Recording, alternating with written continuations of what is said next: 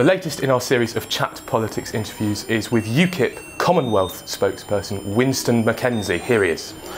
Well, man, how you doing? How are you, Winston? You all right? This is the championship. Now, we're in the ring. Okay. This is the ring, so this is the thing. Let me get my coat off, man. The boxing ring. This is the ring, you know. This is the championship, and it's showtime. So me and you can have a little set to. We're going to get this right. Take my cup, my hat. That's it. Man, let me have my comb. Come on, come on, come on. Just a second. We're going to... Excuse me. Excuse me. Who's going to win in the fight, Winston? I'm going to win, man. I'm a winner. There. There. Now let's get down to business. Lovely. Give me one of them tissues. Quick, quick, quick. Come on. Please, Marianne. Please. Thank you very much. Now then, let's do business. How you doing? Very well. Thank you very much for inviting us here. Yes, man. Winston McKenzie, you have been a member, Winston, of the Conservative Party, the Liberal Democrats, UKIP. You set up your own party, Unity, as well. But I never joined Labour. You never joined Labour? No. Who's next on the list? No. UKIP. I found my niche in life. Okay. I have found my niche in life. It all first started when I ran as an independent for Mayor of London. The mayoral race was life-changing. And I met this guy, this Mr. Farage, Nigel Farage. Now, the thing with Farage, there's no airs and graces. We do business. He's a strong leader. And that I realized from meeting Farage, now this is the type of leader I'm looking for. A leader that's interested in his country, interested in maintaining the sovereignty of this country. And that's what I'm all about. So Farage was my inspiration for joining the UK Independence Party. And until this day, he still is. He's a strong leader. The guy's a strong leader. And I predict, although he's already caused an earthquake and upset the whole of the parliamentary system, British politics will never, ever be the same again. Nigel Farage is UKIP, isn't he? Why'd you ask that, man? Without him, you know it, I know it. Without him, UKIP wouldn't be a credible force in British politics. Mr. Farage has a team. Look, Owen. Oscar. Oscar. It's the punches, man. Listen, Jesus was one man. We're his army. Farage is one man. And we're his army. And that's what it's all about. You mentioned your London mayor election campaign. And of course, you've run for Parliament and the Croydon Council as well. You've been unsuccessful. I think you've lost your deposit on each occasion. Do you... lost my deposit? Have you? Have you lost your deposit on each occasion, I think? Oh, on the mayoral thing? Yeah. I mean, that's a hard job, man. Well, that's a big job. Independent and everything, you know. Have you ever considered whether politics really is for you, Winston? I'm a community man. Politics has to ask itself, does it need me? And the results at the moment are saying no, it doesn't. No, at no time has politics said it doesn't need me. People have come in and voted for me. Mayoral race. The mayoral race. That was an amazing feat in my life. I was with the Tories. Yeah. And they were deceitful, man. They were there, they thought they'd throw me in as the wild card. And I gave them a shock of their life. I had all Tory members walking up to me saying to me, Winston, you're going to do this. You're going to become our candidate. And if you remember, Boris Johnson was in the background. And Cameron was saying, come over, Boris, you've got to represent us. You've got to make this happen. You've got to become the candidate. And around 3 months to the elections, Boris finally says, OK, I'll take the job. Boris took the job. Tories sacked me by text, got rid of me by text, and I had less than 3 months to prepare to join 333 signatures in the freezing cold with my manager and guru, Marianne Bowness, former Mayoress of Croydon. We drew in 333 signatures, every London borough in the freezing cold. We got them. And that was the most fantastic political achievement of my life. And why? I have to ask myself, did I do so well? I done well because I'm a man I'm not your average politician. I'm not your average politician, Owen. Oscar. Oscar. Oh man, the punches. Man, you've got to remind me. I'm not your average politician. Winston, you mentioned Marion. We're lucky to be joined by her here, and you two are both wearing these... the Duchess, yeah. These foxes. Yeah. And I wanted to ask you a joint question now. So what does your UKIP Commonwealth spokesperson role involve? And I'm sure these are linked, aren't they? Yes. And why are you both wearing these foxes? This is the UKIP fox, and it's made in the likeness of Mr. Farage. Does he know about them? My lead, yeah. He's got. I've sent him some samples. I'm having 2,000 of these manufactured at the present moment, and I'm just gonna put the word about. They keep on about the UKIP fox, and the UKIP fox has entered the Houses of Parliament, and as you can see, there are feathers everywhere. We've bought 2 of the chickens, the hens. We bought the hens into our domain, and they're doing very well. Guys, I'm sorry, Douglas and the other guy, Mark.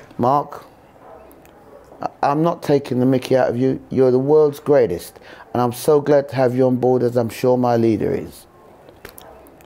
They're doing fantastic, and it just shows you the wealth of strength and support behind this political party, the UK Independence Party, bringing about the policies that everybody's looking for.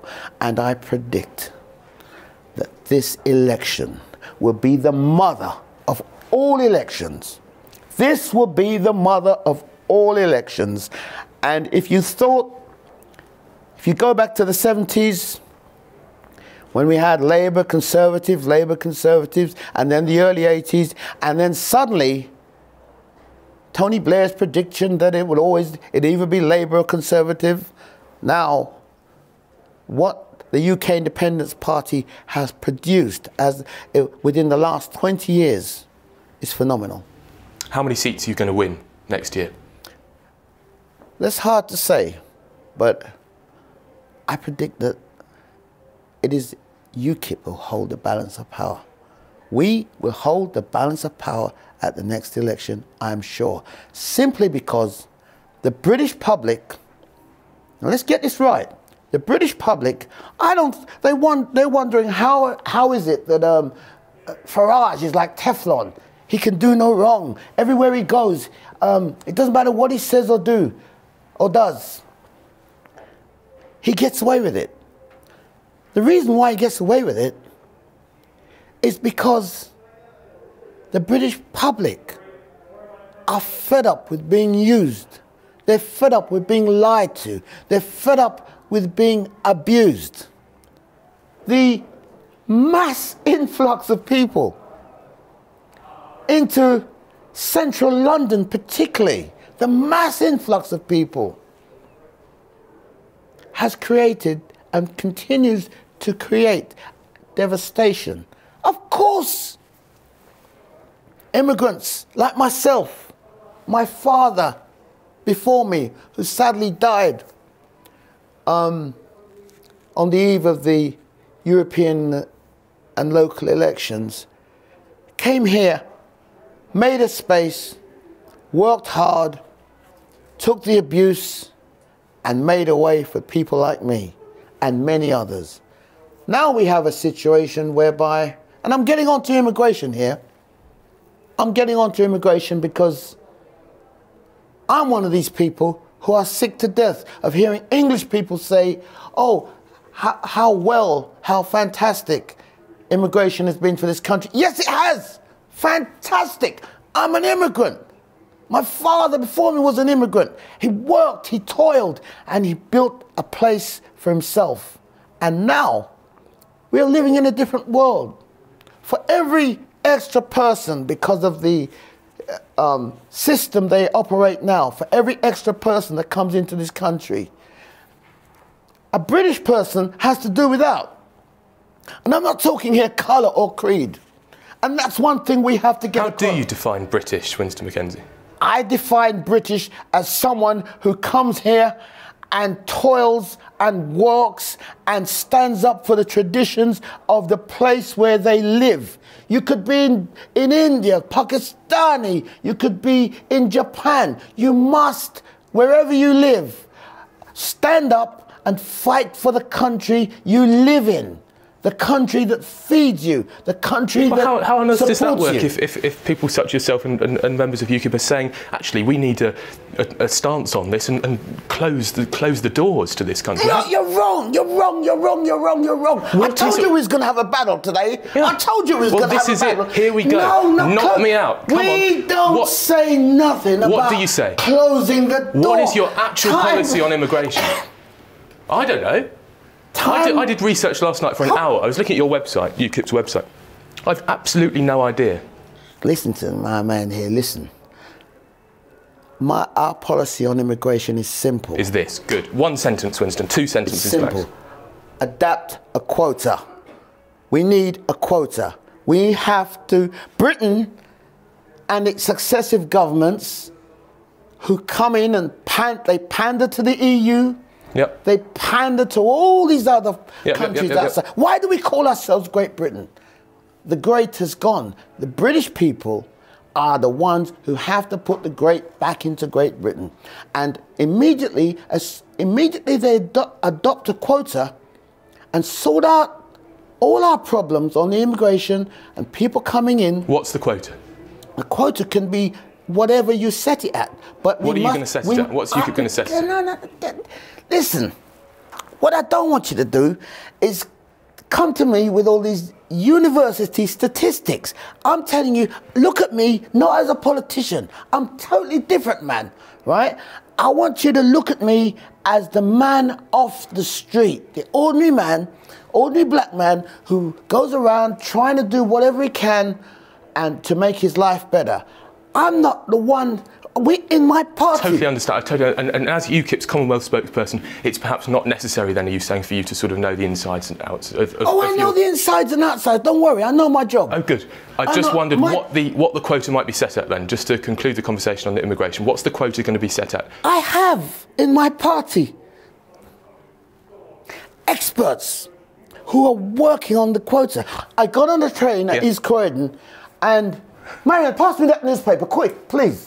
I got on the train at East Croydon and what did I see? Yeah. Can you see that? Yeah, I see it. Right? Farage blames high migration for road delays.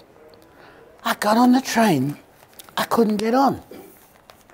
I could not get on. And you know what? Control that. Good catch. I got on the train and all I could hear, all I heard were foreign languages everywhere. And then in the corner,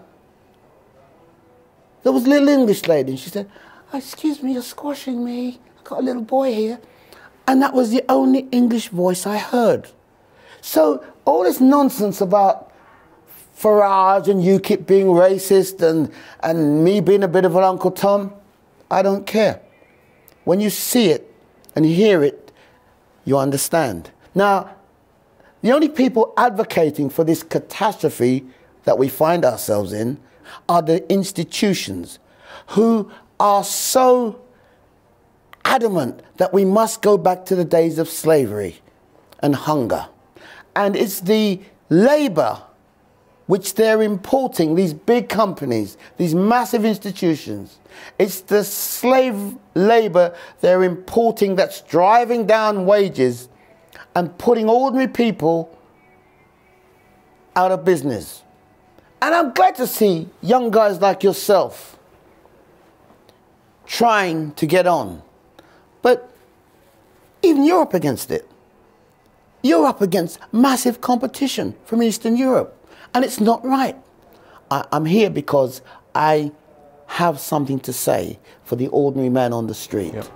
I have something to say. You know, I'm bold, I'm strong. I am a leader. And I am, at the moment, I'm being led by this Farage outfit. And it's cool. Are you still a competent hairdresser? Oh, man. Well, I mean, judging by your hair, do you do your own? No, I mean, I love the women. I mean, let's be frank, I love the women. And there was a time when I'd done hairdressing and it was fantastic. And I can still do a few heads, you know, and I enjoy it. It's one of my hobbies. Yeah. Gets me closer to the ladies. Find out what they're thinking. Just a couple of very quick policy questions before we can wrap up, Winston. I wonder whether you support fracking. I wonder whether you know whether you support fracking or not. No, I'm in two minds about it, fracking. I'm in two minds about it. What's UKIP's policy on it? We're for it. We're for it. No, I know Nigel. It's something that Nigel Farage is for it, and he'd start this fracking tomorrow if he could. I'm sure, judging by his comments, you know. But I'm in two minds, as I feel that it may weaken our infrastructure, the drilling, you know, and it does worry me, fracking, because proper consultation does need to be had, and we do need to take into consideration people's livelihoods, where they live, their work and everything else, like, you know. We have to take that into consideration. Do you think, Winston, the church has gone too far in allowing same-sex marriage? Oh gosh. I don't think, I think that, what I think personally is that issues like that should be a matter for the people. The church does sometimes have to be neutral. But if you're a Christian and you read your Bible, it's not something that Christians advocate for. It's not something that the church would just sit by and allow to take them over. It's something that the church are obviously going to speak up about and try to defend Christianity. And they have every right to get involved and say what they have to say with regard to that. But I think the way this issue of gay marriage and all the other aspects of gay people have been put across, the coalition, Tories especially, could have been more thoughtful in their attitude with regard to introducing it. And they haven't. How should they have done it? They've just been in there fighting for political points, fighting to win people over, hoping they'd get the gay vote. And I have nothing against gay people. I'm not some kind of homophobe. But I am entitled to express my heartfelt opinion. Which is? I'm not going to be drawn on that one, because I know what will happen. But what I can say is that I'm a Christian man. And I do my best, my utmost, to follow Christian ways, the way that God said or taught that we should always live. And that doesn't make me some vicious, evil man. But I do believe that people have a right. People's rights must be respected. They're human rights. The last thing I'd hate to see is gay bashing or people lambasting gays for what they are or what they've achieved. No. Many of them have worked hard and strenuously put together things in order that they can live. And you have to remember, there are some people who are genuinely gay and believe in who and what they are and what they've achieved. Let's not lambast people who are just generally that way. Let's not lambast people who are genuinely seeking immigration. Let's not lambast the poor, you know, the go out and find a job attitude when you've got millions of people coming into the country through the back door. Let us look at the people who make the rules, the regulations, And by that, we refer to the successive governments who are being dictated to by the EU in Brussels, the undemocratic, unelected bureaucrats of Europe who are destroying the whole of the world. Let's look at that, because that's where the problem lies. I'm ahead on points. I'm beating you up, man. Well, I'm way ahead on points, man. Winston, what's this? This is the annual Commonwealth Trade and Industry Fair. Let's hear about it. You know, now everyone's screaming. They're all screaming. What are we going to do if we come out of Europe? You know, we're going to be Little Britain. No, ladies and gentlemen, let me just tell you now. We are Great Britain, and we, the people, are going to put the great back into Great Britain. And what's happened... So original. Have you ever heard that before? What's happened is successive government they've sold us down the river. Literally. They've gone across to the unelected crooks in the EU, in Brussels. Did you elect them? I didn't. And don't let your country down. Do not let your country down. Get out of the EU, stand on your own feet, and stop hanging around waiting for the government, the coalitions, and all these so-called three main parties to dictate to you. You dictate. Tell them what you want. You be the man, the woman, the child to make it happen and make this country great again. I want to end there, Winston, but I've got one more question for you. Who's the weakest link in your party? The weakest link? Man, we're such... At one time, you could ask me that question. You could say, well, who's the weakest link? But you see, the weakest link, we can only defeat ourselves by not stepping up to the table and supporting our leader. Yeah. You've got to support the leader. I used to think, there was a time when I used to think, I said to Nigel during the leadership race, my first attempt at the leadership, I said to him, on stage, I said to Nigel, he'd done such a fantastic rendition. I said, but Nigel, you're almost as good as me, man. But now, you know, you've got to give it to him. He's surpassed that. The guy's become a real champ. He's become a champ. And I just believe that if we continue in the same vein and don't get big-headed and stupid, and if we continue to just listen to the people, hear what they have to say, and drive forward with their ambitions and their needs and wants, we can make this thing happen. We can become a great country again if we govern ourselves. As part of that, might Nigel do another Chat Politics interview before the election, do you think? Be good. Why don't you get him in the ring with me? We'll do a double act. Perfect. You know? That'll be coming soon. Winston, finally for me, I think it's been 10 years since you auditioned for the X Factor. Do you still sing? Oh, most certainly. I love singing. Right.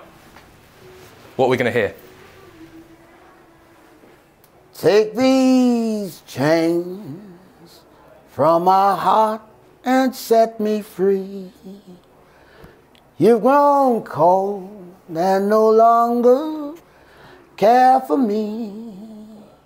All my faith, and I'm talking about the coalition here, all my faith in you is gone, but the heartaches linger on. Take these chains from my heart and set me free.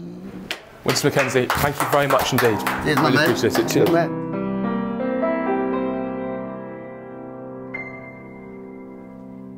Take these chains from my heart and set me free. You've grown cold and no longer care for me. All my faith in you is gone, but the heartaches linger on. Take these chains from my heart and set me